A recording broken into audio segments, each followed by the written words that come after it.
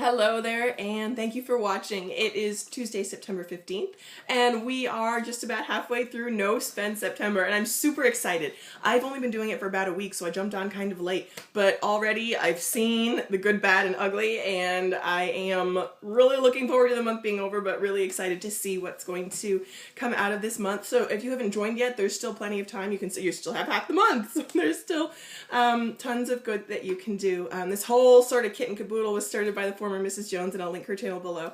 That was just a fantastic idea. So I kind of wanted to give you 5 tips that I've developed, or that I've kind of used to get me through this period here. I'm gonna look down.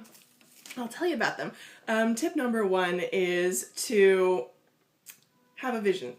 And that's sort of the number 1 thing, because you can't just do all this sort of cutting back and planning and frugal living strategy stuff without having a vision for where you want to end up eventually. And tip number 2 is to have a plan on how you're going to get there. So you have to have that vision to sort of get you through the tough times. You have to have the plan to get you through to the vision.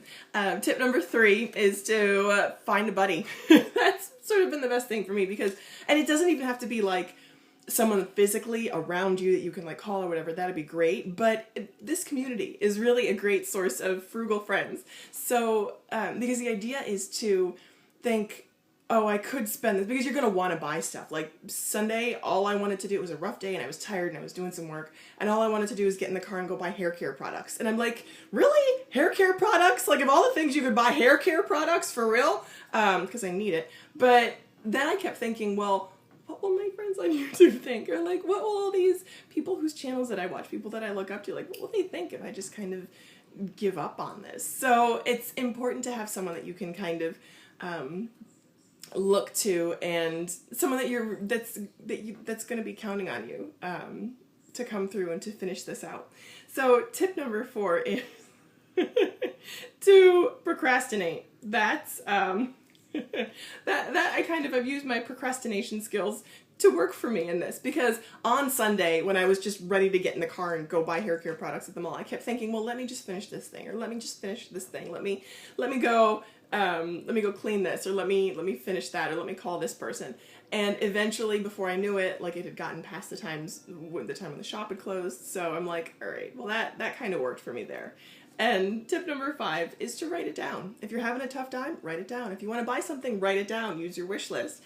This has been probably the best thing for me, because along with writing it down and having a vision is the idea of a vision board or a vision journal. And I'm super excited because, like Anna from Slow Steady Win did, I'd love to give like sort of a walkthrough of my vision board, or my vision journal, because I just started doing it again, and I'm really excited about it, and I look forward to showing it off. I just want to clean it up a little bit first, so look for that in an upcoming video. So those are my 5 tips for how to deal with No Spend September. And if you have any great tips that you've learned along the way, please leave them below, or if you want to jump on in and start, even though the month is half gone, there's still half of the month left to go, so would love to hear from you. Thank you so much for watching. I hope you'll watch again soon. Bye.